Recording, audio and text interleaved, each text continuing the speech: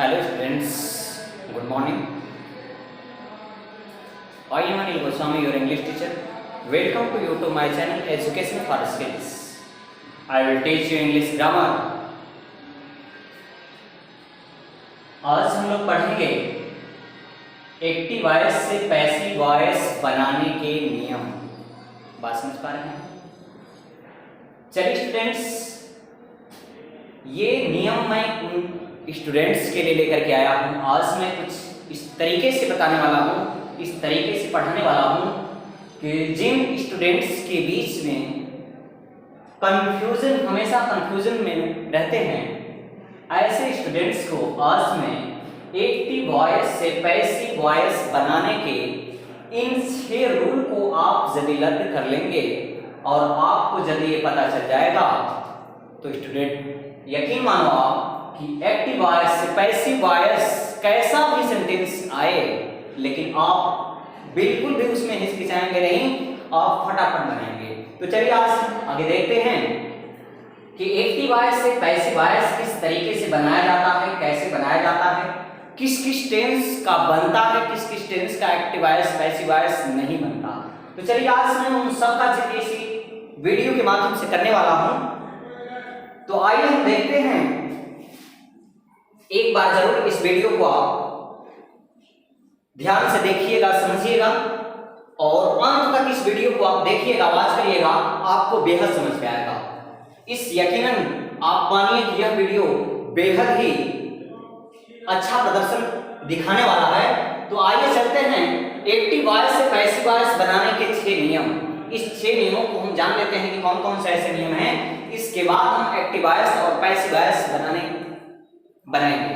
तो चलिए आइए देखते हैं। फर्स्ट ऑफ क्या है कि एक्टिव वॉइस से पैसिव वॉइस बनाने पर वाक्य में कोई अंतर नहीं होता, अर्थात वाक्य का मतलब जो है वही रहता है।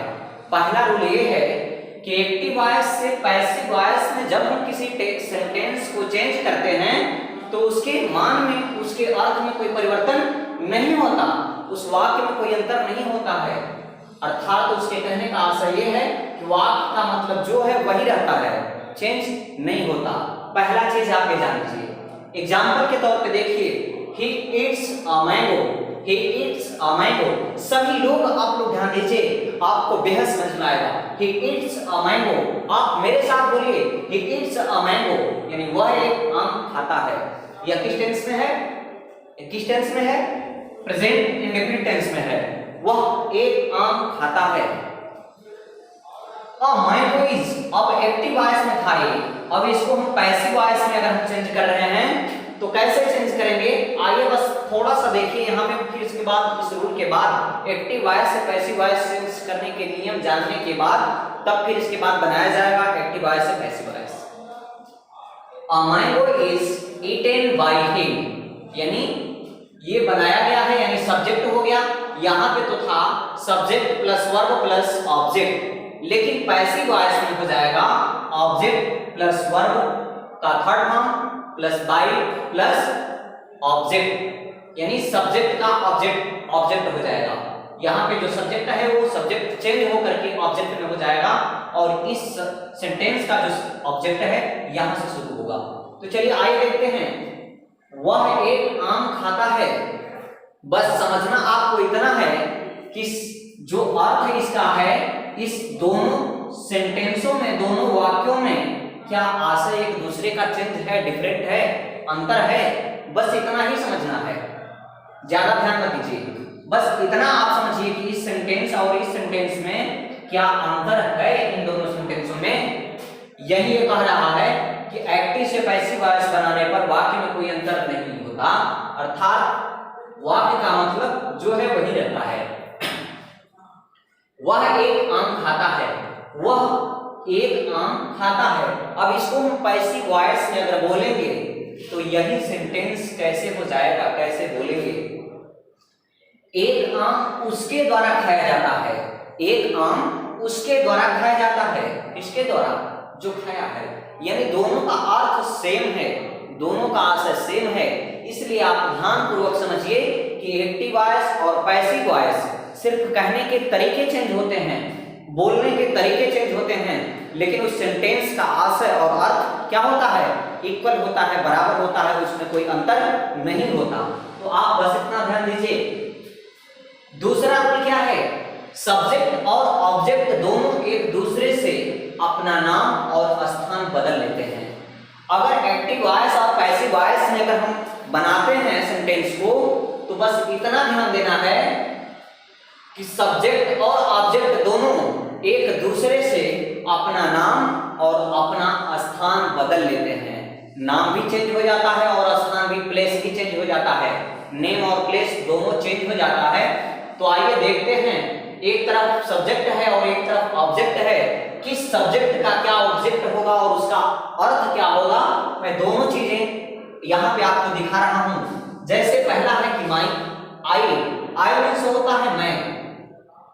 अगर यदि इसको हमको ऑब्जेक्ट के रूप में प्रयोग करना है तो आई के जगह पर हम मी यूज करेंगे।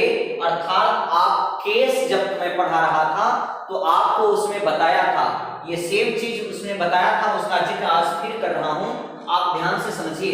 पिछले वीडियो में इस चीजों का जिक्र मैं अच्छे तरीके से किया हूं, पिछले वाले वीडियो को भी आप अच्छे तरीके से ध्यानपूर्वक देख लीजिएगा। तो आइए, आई का अर्थ है मैं और आई का सब्जेक्ट, आई का ऑब्जेक्ट मी होता है, यानी जिसका अर्थ मुझे होता है। वी का हो जाएगा अस, यानी वी मीन्स होता है हम, तो अस अगर ऑब्जेक्ट के रूप में हम करेंगे यूज तो हो जाएगा हमें। इसी से एक्टिव वॉइस और पैसिव वॉइस इसी पे आधारित है, इसलिए मैं इसको यहाँ पे बताया। आप बड़े ध्यान से समझिए इसे। अगर ये समझ में आ गया तो आप बिल्कुल ही घबराएंगे नहीं। टोटल एक्टिव वॉइस से पैसिव वॉइस जितने भी सेंटेंसेस आएंगे आप बिल्कुल बेहतर तरीके से बना लेंगे, उसमें कोई आपको कठिनाई महसूस नहीं होगी। यू मीन्स होता है तुम, और यू का यू ही होता है। इतना ध्यान दीजिएगा कि सब्जेक्ट की यू ही होता है और ऑब्जेक्ट भी यू ही होता है, लेकिन यू का सब्जेक्ट तुम होता है और ऑब्जेक्ट में अगर हम यूज करेंगे तो उसका आशय तुम्हीं से हो जाएगा। अगला है कि दे मीन्स होता है वे लोग, और उसका ऑब्जेक्ट के रूप में अगर हम बनाएंगे तो हो जाएगा उसका देम। देम मीन्स होता है उन्हें या फिर उनको, उन्हें या फिर उनको। बात समझ में आ गई? उन्हें। ही मीन्स होता है वह। अगर ही का हमें सब्जेक्ट ही का ऑब्जेक्ट के रूप में चेंज करना है तो हिम हो जाएगा, यानी उसे या फिर उन्हें। और सी का भी आशय होता है वह से, क्योंकि यह स्त्री के लिए प्रयोग किया जाता है और यह पुरुष के लिए प्रयोग किया जाता है। तो सी का मतलब है वह का अगर हम यूज करेंगे ऑब्जेक्ट के रूप में तो सी का हो जाएगा हर, यानी उसका अर्थ हो जाएगा यहाँ पे वह है, तो यहाँ पे अर्थ आशय हो जाएगा उसे या फिर उन्हें। अब लास्ट आता है इट का भी मतलब होता है यह, और इसका ऑब्जेक्ट के रूप में भी इट ही होता है, लेकिन आशय उसका अर्थ हो जाता है इसे। बात समझ में आ गई?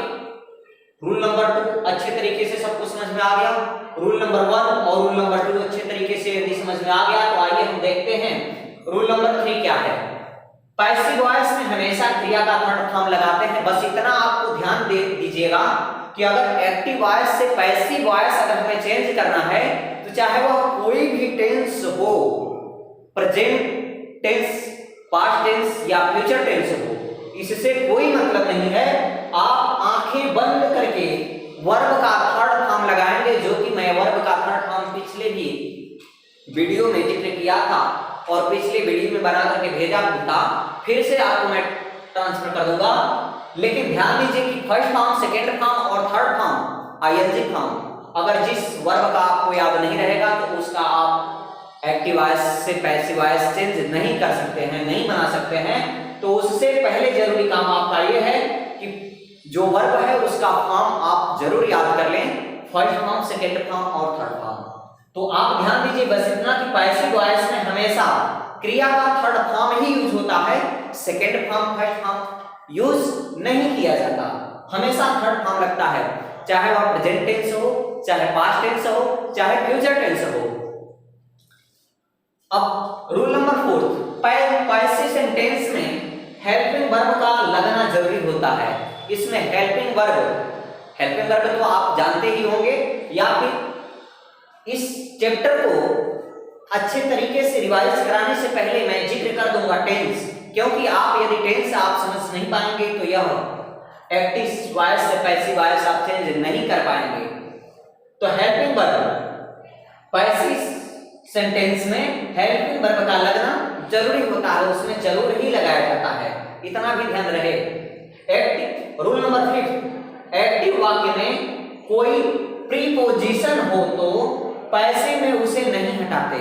अगर एक्टिव वॉइस में पहले से ही सेंटेंस में आपका प्रीपोजिशन लगा है तो एक्टिव वॉइस बनाते समय आप जरूर ध्यान दीजिएगा कि उसे हटाया नहीं जाता है। एग्जाम्पल के रूप में आपको मैं बता रहा हूं कि ही एग्रीड टू माय प्रपोजल, वह मेरे प्रस्ताव से सहमत था। ही एग्रीड टू माय प्रपोजल, वह मेरे प्रस्ताव से सहमत था। तो पैसिव वॉइस हो जाएगा। जब पैसिव वॉइस बनाएंगे तो ऑब्जेक्ट पहले हो जाता है, तो माय प्रपोजल वाज, ये है हेल्पिंग वर्ब। ये क्या है? हेल्पिंग वर्ब है। जैसा कि आप पढ़े हैं रूल नंबर 4 में कि पैसिव सेंटेंस में हेल्पिंग वर्ब का लगना जरूरी होता है। आप कोई भी सेंटेंस उठा के देख लीजिए कि इसमें हेल्पिंग वर्ब लगा है या नहीं लगा है ना, या फिर वर्ब का थर्ड फॉर्म यूज हुआ है कि नहीं हुआ है ना, तो आप इस चीज को ध्यान देंगे। बाकी अगर इतना आपको लर्न हो जाता है तो सेंटेंस किसी भी प्रकार का हो, आपको एक्टिव वॉइस से पैसिव वॉइस चेंज करने में मैं दावे के साथ कह रहा हूं स्टूडेंट्स कि आपको जरा सा भी टाइम नहीं लगेगा, आप फटाफट बनेंगे। तो चलिए आइए देखते हैं। पैसिव वॉइस है इसका कि my proposal was agreed to by him, यानी टू पहले से, ये टू क्या है? प्रीपोजिशन है। प्रीपोजिशन भी आप पढ़ चुके हैं। तो my proposal was agreed to by him, यानी इसको हम हटाते नहीं हैं पैसिव वॉइस बनाते समय। बात समझ में आ गई? क्लियर हो गया? अब जो इस वीडियो का लास्ट पॉइंट है उसको मैं जिक्र कर रहा हूं, आप बड़े गौर के साथ ध्यान दीजिएगा कि future continuous, present perfect continuous, past perfect continuous, future perfect continuous ये क्यों लिखा गया है। आइए हम आपको बताते हैं कि किस किस टेंस का, क्योंकि अभी मैंने जिक्र किया था और पिछले वीडियो में भी मैंने बताया था कि अगले वीडियो में बनाते समय आपको मैं बताऊंगा कि कौन कौन से टेंस का एक्टिव वॉइस से पैसिव वॉइस बनता है, कौन कौन से टेंस का नहीं बनता। तो चलिए आइए हम देखते हैं कि किस किस टेंस का बनता है, किस किस टेंस का नहीं बनता।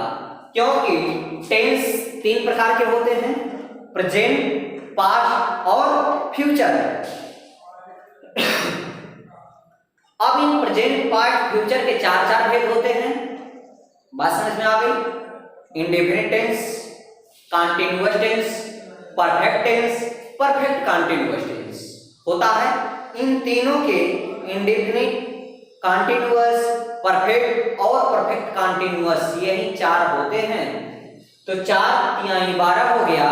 उन 12 टेंसों में हमको कितने टेंसों का एक्टिव वॉइस से पैसिव वॉइस बनता है, कितने टेंसों का नहीं बनता है, उसे यहाँ पे बताया जाएगा। तो चलिए देख लेते हैं कि future continuous, present continuous, present continuous, past continuous का बनता है, लेकिन फ्यूचर कंटीन्यूअस टेंस का नहीं बनता। आप यहाँ पे ध्यान दीजिए, आप यहाँ पे ध्यान दीजिएगा कि इन 4 टेंस के पैसिव वॉइस नहीं बनते हैं। कौन से 4? Future continuous, present perfect continuous और पास्ट परफेक्ट कंटीन्यूअस और फ्यूचर परफेक्ट कंटीन्यूअस। बात समझ में आ गई? इन 4 टेंसों का हम पैसिव वॉइस नहीं बनाते, बनता ही नहीं। बनाने की बात तो छोड़ दीजिए, ये बनता ही नहीं है। तो इस वीडियो के माध्यम से आपको समझ में आया होगा। अगर जहां कहीं भी आपको त्रुटि दिखती हो या जहां कहीं भी आपको डिफिकल्ट लगता हो, आप कमेंट्स के माध्यम से हमारे तक जरूर पहुंचाएं ताकि उन समस्याओं का समाधान किया जा सके। Thanks for watching this video.